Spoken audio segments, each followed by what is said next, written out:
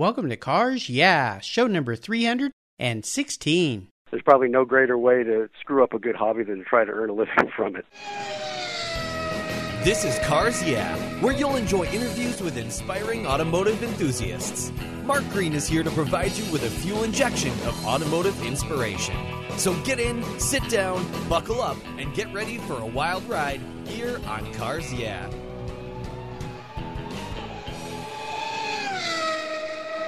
Do you know the best way to protect your vehicle, both the exterior and interior, is with a car cover? I've been using Covercraft car covers since 1975. It's a fast, easy, and inexpensive way to keep your vehicle looking new. 2015 marks Covercraft's 50th anniversary.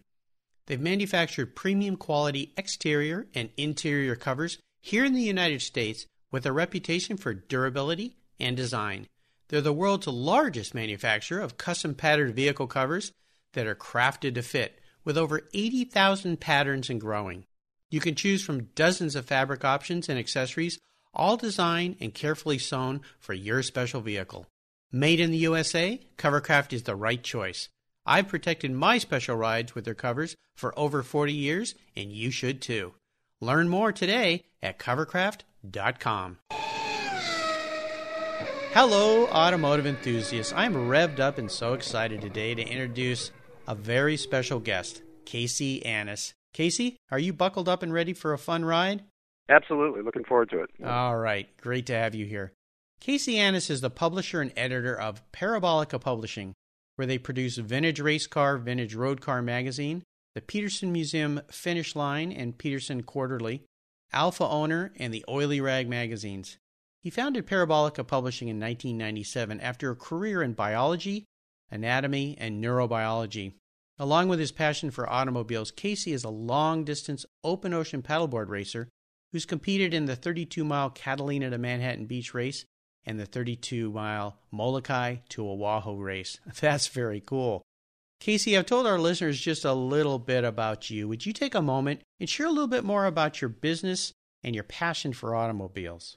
Well, I've been, from the very beginning, the first thing that I could become passionate about was cars, even at the very youngest age. So cars have always been, a major part of my life in some fashion or another, for the last 49 years now. And, I had sort of a brief detour going through college and graduate school, went down the medicine route and, got a bachelor's degree in biology and then a PhD in neurobiology and worked in a cancer research center for 4 or 5 years after I got my PhD. But, the cars are hard to get out of your system, and eventually it just kind of pulled me back that direction. That changes in the field were such that it was hard to, get funding for a lot of the research that we were doing, and I kind of felt I was at a crossroads in my career where if I didn't make a change, I was probably going to get stuck in what was looking to be a very difficult and limited position in research science. And so I really just kind of got the wild hair one day that, I'm going to quit my job and clear out the back bedroom of my house and start a car magazine. And so that's been 18 years ago now. And somehow with baling wire and chewing gum, we've been able to keep it together for almost 20 years now.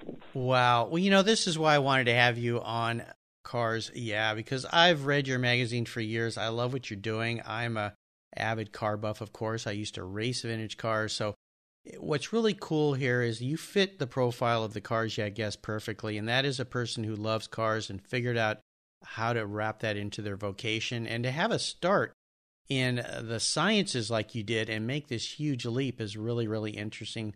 Plus, we'll talk a little bit more maybe about that as we move along, but also I'd love to hear a little bit more about this paddleboard racing, because I used to be a surfer. I love the ocean. Tell me a little bit about that before we get into the questions. Well, I think, clearly everything in my life revolves around masochism. I mean, to be a publisher, you've got to be a masochist. And the paddleboarding is really just the logical extension of being a masochist. Basically it's sort of a modified racing surfboard, if you will. And so these races are basically open ocean, long distance races, usually from island to island or from island to mainland. They're about 32 miles. You basically have nothing but your hands and the board, and you alternate between, paddling sort of swimming style prone or on your knees, basically lunging with your upper body. and you do that for 6 to 8 hours until the race is over nonstop. Oh, my gosh. If you love the ocean and you love masochism, it's the perfect sport. Well, I've got to imagine it's a huge mental game, right? Oh, yeah, no, absolutely. In fact, usually it's the first 4 or 5 hours are just sort of the equalizing tenderizer for everybody, and it's the last hour or two that's just pretty much all mental. It's it's like any marathon.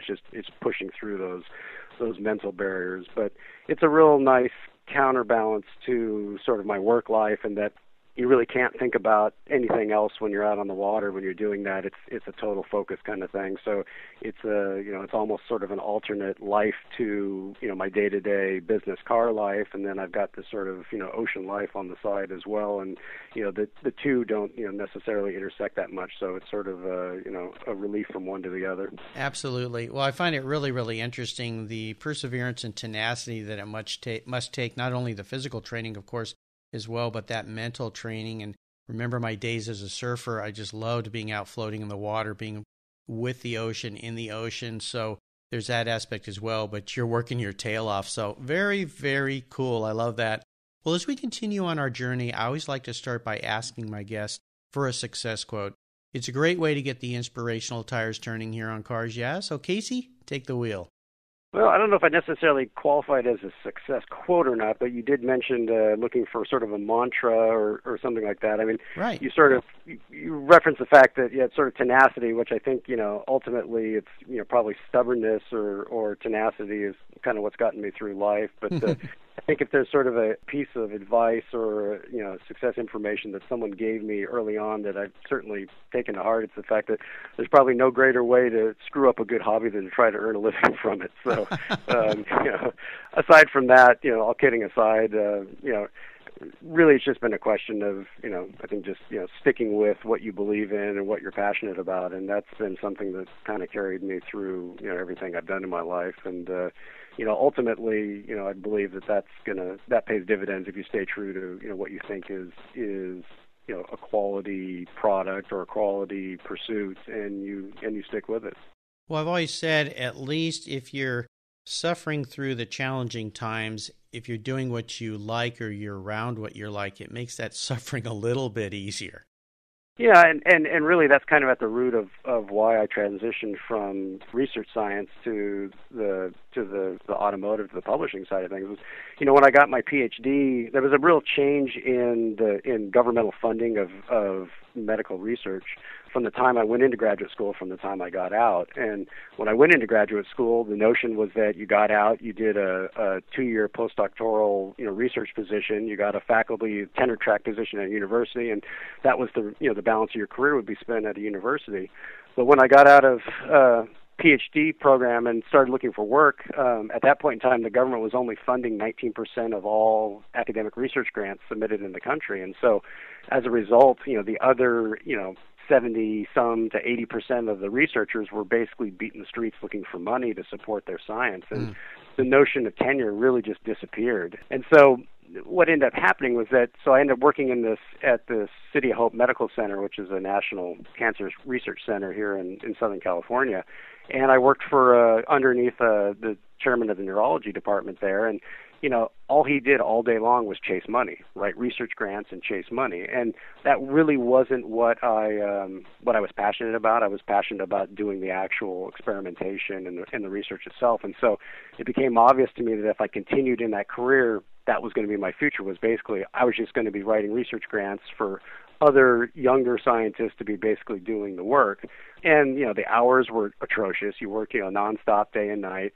At the time, a starting PhD, the NIH guideline for that was $19,000 a year. So I started to look at it and say, okay, if I'm going to be a financial martyr and sacrifice all my time for something, it needs to be something that I'm super passionate about, that I'm willing to do that basically for nothing. Right. And at the time, I was like, I have a lot of other interests besides the science, and obviously cars had been one that I've been passionate about since I was a little kid. I'm like, look, if I'm going to be a martyr for this, I might as well be a martyr for something that I really enjoy and would be willing to do for free. And exactly. So that really pushed me, at that point in time to look to do something else. And I was just fortunate enough that circumstances were such that I was either naive enough or capable enough to be able to pull it off at that point in time. Yeah, well, for those of us who enjoy your publications, we're glad you made that pivot in your career path. Would you share a story with me that instigated your passion for cars? I'd love for you to tell me about that pivotal moment in your life when you really knew you were a car guy.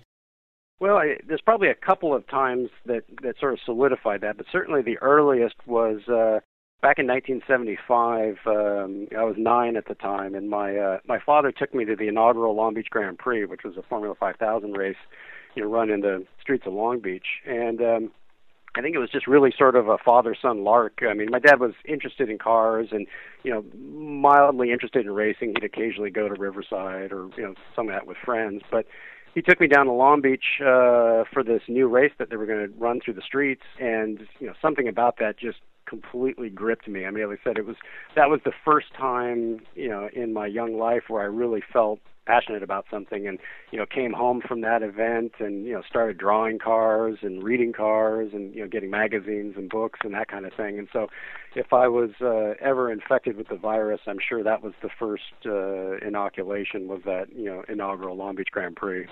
There's that biology career creeping back into your conversation, but I attended that same event. It was absolutely fantastic. It was one of the first road races that I ever attended, and like you, I was just, whoa, this is so cool. And they're doing it on the streets, which brought a whole nother flavor to it versus going out to Riverside, where I'd been, or the drag strips there in Irvine back in Orange County when they had a drag strip there. So, yeah, very cool event that was. And I think it was also perhaps a proximity issue, too, in that you could get so, especially that first event, because they had no idea what they were doing when they first set up that year. Yeah. So, I mean, I can remember being so close to the track with my dad that when they came out of the turns, they were spitting up pieces of rubber in our face as they came out of the turn. And, the cars were so loud, and it was just, it was a sensory overload. And then they had a really neat thing where they had the cars go on a local street, Pine Avenue, and they had sort of a car display, and all the teams were there. And I had this really strong memory of going to they had the shadow cars there, and Jackie Oliver was standing next to his shadow Formula 5000 car, and he picked me up and put me down inside the cockpit of the car. And I can still visualize that moment, because literally I was so small. I was, at the steering wheel height with my eyes. I was like down inside this, inside the car, as opposed to not being able to see out of it. Sitting inside this real race car that I'd just seen, blasting around the streets, not that long before. I'm sure that really set the hook, and I was screwed from then on. Well, gee, he didn't do that for me, man. You were lucky. I think I'm a little bit older than you, so that's probably why. and I've seen Jackie Oliver I saw him at Goodwood a couple of years ago, and I went up to him and told him I blamed him for ruining my life. So we had a long talk about that. Very cool. I love that. So, Casey, what I'd love to do now is take a look at some of the roads you've driven down and crawl under the hood and ask you to share with us a huge challenge or great failure that you faced along the way in your career. But the most important part of this has to do with how did you overcome that situation and what did you learn from it? Well, I think really probably one of the largest challenges has been, quitting one career and sitting down and trying to create something from basically whole cloth without having any experience to speak of in that segment. Like I said, I'd been working as a research scientist, and literally within the span of a week or two, quit, cleaned out the back bedroom of my house, and said, okay, now how does one start a car magazine? Wow. I'd done a little bit of writing here and there for the Vintage Auto Racing Association's club magazine, just some race reports and things like that. But obviously I did a lot of writing, in science as part of that. But literally had to sit down and, basically teach myself how to lay out a magazine, how to get it printed, how to do the writing and the editing, and, finding writers. And I mean, it truly was a ground zero, whole cloth kind of program. And ironically enough, I think it was my graduate school training in research science that enabled me to do that, because, basically that's what graduate school teaches you. It's not so much teaching you a particular body of knowledge so much as it's teaching you a way to solve problems that have never been addressed before, and being able to figure things out, on your own, and come up with a program or an experiment series and test things out. And so basically it taught me how to think and how to sit down and just kind of work this stuff out on my own. So I look back at those first issues and I cringe because I think they look horrible. But, for somebody who had never done anything before and for where it started, you can see just kind of how it progressed along over time. So, sure. I think from a business standpoint, that certainly was one of my biggest challenges and probably one of my, greater achievements. Oh, absolutely. I mean, it's a huge undertaking, especially going into a complete unknown. I've had many editors, publishers on the show, and one of them that comes to mind is Keith Martin, who's been around forever, Sports Car Market Magazine. And you go all the way back and look at his beginning little flyers that he produced. That was his start. These little, newsletter things. Yeah. What he's built his empire into. It's pretty phenomenal. So kudos to you for taking a huge gamble, huge risk, but sticking to it. That perseverance, tenacity that you probably pull from those paddleboard races going out there in the open ocean brought you back through. But wow, pretty incredible. Let's shift gears here and go to the other end of the spectrum. I'd love for you to share one of those aha career moments. It's a time, I like to say, when the headlights come on and kind of illuminated your way for a new idea or a direction that you had. And tell us the steps you took to turn that aha moment into a success. Well, I think actually, probably one of the, I don't know that I necessarily have had a lot of light bulb flashing moments in terms of, something that was groundbreaking, but certainly, I think in the genesis of the idea for creating this magazine, there was an aha moment in that, being really passionate about at the time, especially historic racing, not just classic cars, but I was real involved in vintage racing and was just completely absorbed in that world. And I was looking at a magazine that a couple of magazines that I thought just didn't really satisfy my desire for really in-depth articles and something a kind of a deeper, more almost a book-like approach to the history of the cars and the background of the cars. And my aha moment at the time was, wow, if people will pay for and religiously subscribe to a magazine like this, wouldn't they do that for something that really was in depth and high quality? And so that was really the moment where I thought, you know what, maybe there is an opportunity here to do something that's kind of on a different level. And that's that was really the impetus, or one of the impetuses for starting, the magazine in the first place.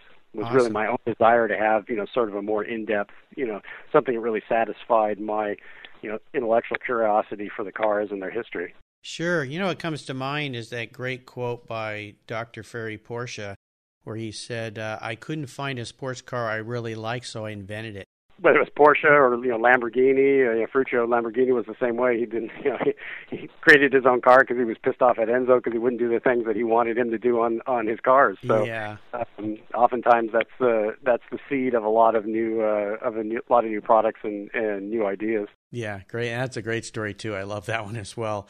How about proudest career moments? I would assume you've had many as you've been doing this, but is there one in particular you can share with us that really stands out?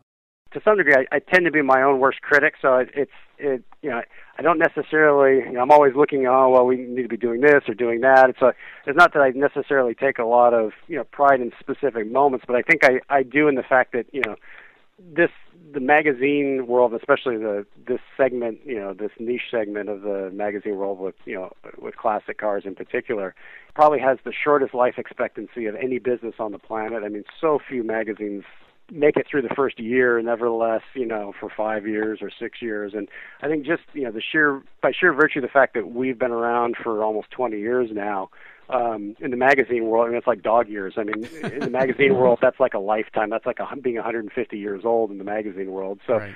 Just the sheer fact that we've been able to survive, several, dot-com crash, the recession, been able to continue to not only stay in business, but develop and grow the footprint of the magazine throughout those times. I mean, I think that's, from a business standpoint, one of our biggest achievements because it's just so difficult and, the environment is so hard to be able to stay alive, just to be able to continue to produce a magazine, nevertheless one that you're proud of and has some quality to it. Yes, well, congratulations for that. It is a challenging field. Let's have a little bit of fun here. What was your first really special car? And it'll include race car because you like vintage racing if you'd like to add that in there. But that first special car, and share a special memory you have with that vehicle. Well, the first classic car that I ever owned myself was a Triumph TR3. my wife likes to say that I popped this hole. She didn't realize this whole car bug was lying dormant in my system until we finally got our own apartment where we had a garage. And then once I had a garage, it was like a light switch went off. I was like, oh my God, I can get a car. Surprise. And so I went out and was looking for something that I could work on myself. But it's funny because at the time I was so afraid of having to do engine work or any kind of real hardcore mechanical stuff that I told myself I want to get a beat up runner. The car has to run, but if the exterior and the interior and all that need work, I'll do that, but the car has to run. So, of course, I now know that that's like the worst possible situation to try to buy a classic car. And you either want to buy a completely restored one or one that's a complete wreck. You don't want to buy what I call an in-between car, which is one of those cars that, it runs, but it needs a lot of work because you're going to spend a ton of money and it's going to be just as much work and cost as if you did a full restoration. But not knowing any better, I went out and bought this old beat-up TR3 and brought it home. It barely got home, and started restoring it in my garage. And that's really what started me on, certainly the restoration side of the car hobby. And from there, I learned how to, ended up by not having a choice, but I ended up having to be able to rebuild the engine and rebuild the transmission. And I was fortunate that my grandfather, who was still alive then, who was very mechanically inclined, he lived nearby, and so he was able to kind of helped me in places where I got stuck and really, guided me along. And after doing that, that just led to a litany of cars that I ended up buying, restoring, flipping, showing, racing, restored probably half a dozen cars or more, in a very short period of time after that. So very cool, very cool. Well, and it's great that your grandfather was nearby to help you so you could share those memories. Yeah, starting with a rough car and a rough British car adds some little pain to the whole thing as well. I'm sure glad you did it. Sounds like at least you've had a lot of fun. Is there a vehicle that you've sold that you really wish you could have back in the garage? It's almost any of the cars I've owned at some point in time, would certainly love to have back. But in particular, I had a Lotus 51 Formula Ford that I unearthed out of a storage unit. It was a real basket case that I complete ground-up restoration. Showed the car. It won a couple of Concours awards, and then I raced the hell out of it for a couple of years, and really, really loved that car for any number of reasons. I mean, it was such a pretty car. It was so easy to work on. It ran and ran, required very little maintenance to keep running and race worthy. Was dynamite to race. Unfortunately, a guy came along and offered me just a stupid amount of money for the car. So at the time, my wife and I were looking to buy a house, and it was hard to not convince her that it wasn't a good idea to sell that. So as a result, it became the down payment on our house. But I would have loved to have had that car back if I at all could.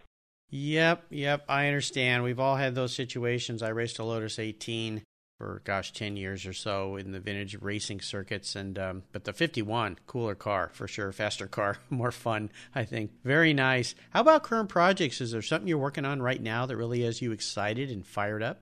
Currently, I've been saying this probably for the last 4 or 5 years that I'm 98% done with it's an ex-SCCA Triumph Spitfire that did a lot of SCCA competition in the 60s and 70s, had some good finishes here in the West Coast, and went to the runoffs a couple times. And again, it's another one of those cars that was sitting in a storage unit for 2 decades, and pulled it out and have done a complete ground-up restoration on it, and it's basically done. It's finished. It just needs some of the final fettling to be finished with it. But unfortunately, my oldest daughter was just accepted to USC's film school, so it looks like that's going to have to go the way of the Dodo Bird as well in order to help fund that little side project. So I don't think I'm going to get a chance to ever race that one, unfortunately. Well, never say never. And, I have a car I let go to send kids, a couple cars to send my kids to college. So as the guy who bought my last car I sold told me, he said, you know what?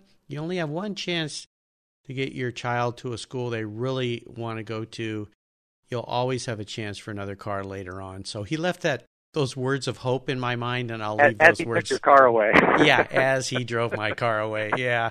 Maybe he was, okay, we won't even go there, but you're doing the right thing. That's all I can say. And congratulations to your daughter for getting into that great film school. Fantastic. Now, here's a very introspective question for you, Casey. I always love this question. If you were a car, what kind of car would you be and why? And this isn't about what you think you want to be. It's who you really are. Yeah, It's an interesting question, and it's a very tough question. Yep. I mean, I think my knee-jerk reaction would be to try to say something funny like a Citroen 2CV or a Yugo or something. Just because I don't know, I would think I'd have a hard time ascribing any one car to myself. Mm-hmm. Quite frankly, at this point, building on the idea of stubbornness and tenacity, I'd probably be a pickup truck if I'm anything. Yeah. Well, that's why I ask it. It kind of goes down that path. But let's just for a second explore this Citroen concept, because that's kind of interesting. What is it about that very unique car that you think has some relationship to who you are? I think it's funny because it's just completely incongruous and a goofy car that,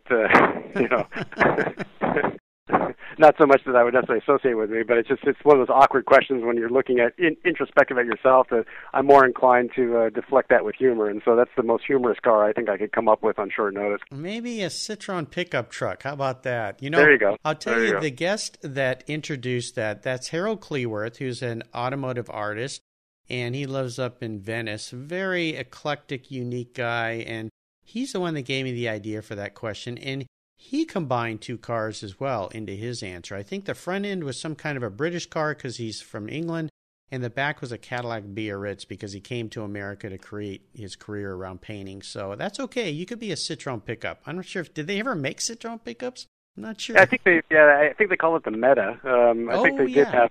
They had a number of different versions of those, so they are an interesting, odd little car. Yeah, very unique, just like you are. So we'll leave it at that. So, Casey, up next is the last lap. But before we put the pedal to the metal, let's say thank you to today's Cars Yeah sponsor. Have you turned your key and heard that dreaded tick, tick, tick, tick because of a dead battery? No worries. I've got the NOCO Genius Boost Jump Starter. This compact tool fits in your glove box and features rechargeable lithium battery technology that will start a dead battery in your car, boat, truck, or RV. It packs a whopping 12-volt, 400-amp starting power and can start up to 20 dead batteries on a single charge. Plus, it has built-in spark-proof technology with reverse polarity protection to safely jumpstart your vehicle. The compact, ergonomically designed clamps are solid copper for maximum conductivity, and there's a built-in ultra-bright dual LED flashlight with 7 modes, including an SOS emergency strobe. It's easily rechargeable with a USB outlet, and you can charge your smartphone or tablet while you're on the road. Works on any 12-volt lead-acid battery. The Genius Boost from NOCO is the ultimate emergency tool that's safe and easy to use. Quality design, state-of-the-art technology from NOCO, your battery care source since 1914. Get yours at geniuschargers.com.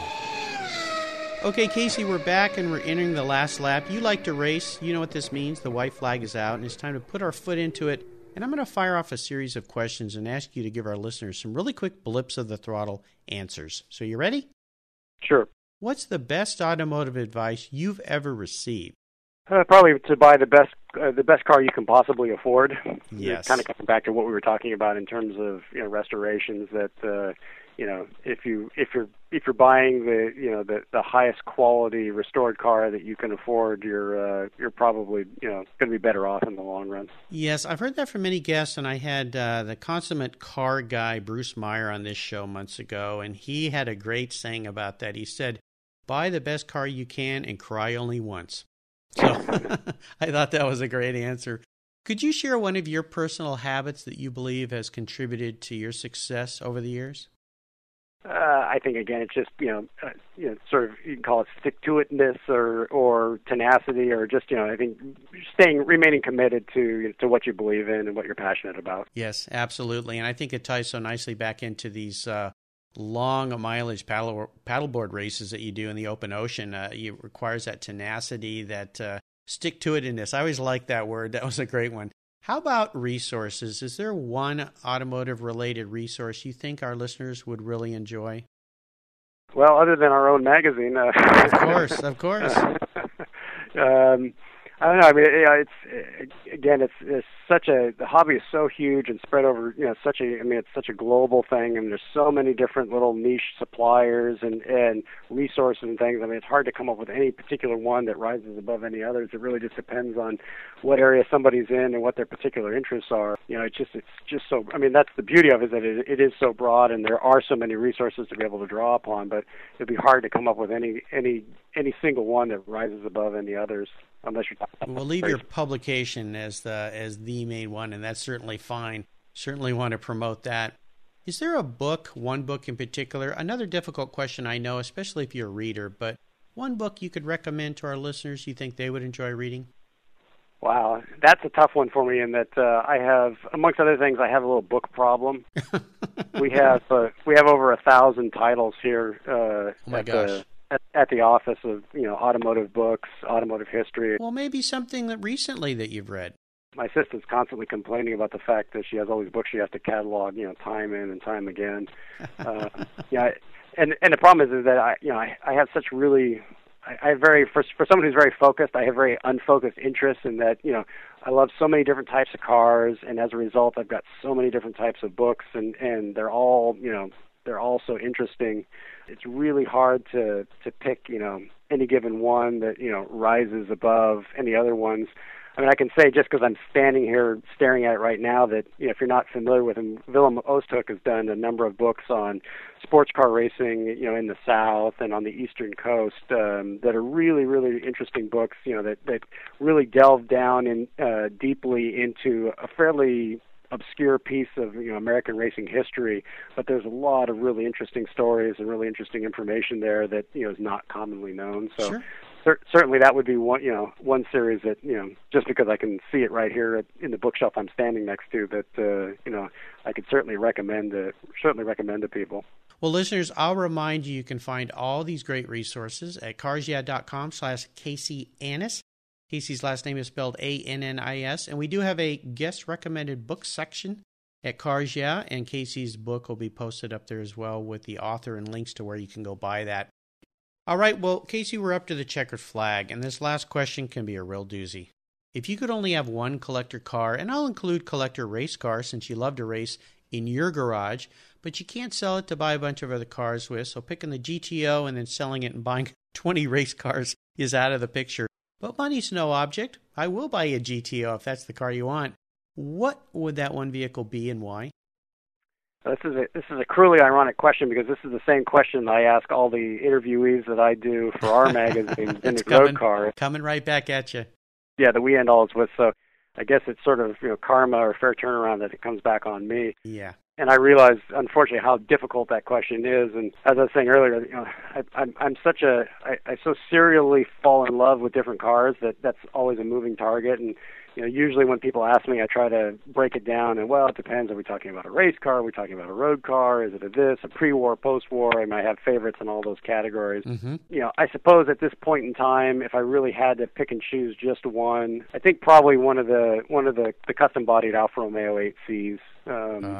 Just in terms of the whole package and something that's just really unique and special and gorgeous to look at, and quality engineering and the history and all that. I mean, those really tick all those boxes. Yes, the Alfa 8C. Well, luckily, I have a friend with one, so I'll give him a call, see if I can get him to part with that, and we'll get that shipped down to you in California. Beautiful, beautiful cars. You made a great choice. I love it, and I get why you chose that car too. They're like mechanical jewels, if you will, that can be road raced, track raced, toured, whatever. So great choice, great choice. That'll just be your choice for today. Tomorrow, I'm sure there'll be something else you'll want to park in your garage. You have taken me on a great ride today, Casey. I knew you would, and I have really enjoyed your stories. And I want to thank you for sharing your automotive journey with the Cars Yeah listeners. Could you give us one parting piece of guidance before you drive off down the road in that Alfa 8C? Well, I'd encourage everybody to check out VintageRacecar.com if they would. In addition to our print magazine now, we just launched a new website in the last 3 months that has a complete online version of the magazine in its entirety. And not only that, but we're also loading all the back issues, working our way back all the way to 1998. So nice. Subscribers can not only read the current issue of the magazine, but they can go back and read literally every article from all the previous back issues as we move ahead across time. So it's a real unique resource and interesting way to delve deeper into just a huge wide variety of cars spanning the whole gamut of automotive history from the 1800s on up into the 1990s. Fantastic. And what is that website? It's vintageracecar.com or vintageroadcar.com. There you go. Well, listeners, again, you can find links to everything Casey shared with us at carsyeah.com on his show notes page. Just put Casey, C-A-S-E-Y, in the search bar. His page will pop up with links. And I encourage you to check out this new website. They've done a great job with it. It is great fun. You're going to lose a lot of time there, but it's all going to be time well spent. Casey, thank you for being so generous again with your time today and your expertise, and for sharing your experiences with me and the listeners. It's really been enjoyable. Until we talk again, I'll see you down the road. Well, thank you very much. It was really enjoyable, and appreciate your time. Great fun for me, too. You're welcome. Thank you so much for joining us on today's ride here at Cars Yeah. Drive on over to carsyeah.com to find show notes and inspiring automotive fun. Download your free copy of Filler Up, a fun book filled with gorgeous photographs of fuel filler fun, including quotes from more inspiring automotive enthusiasts. Download your copy today, and we'll see you next time on Cars Yeah.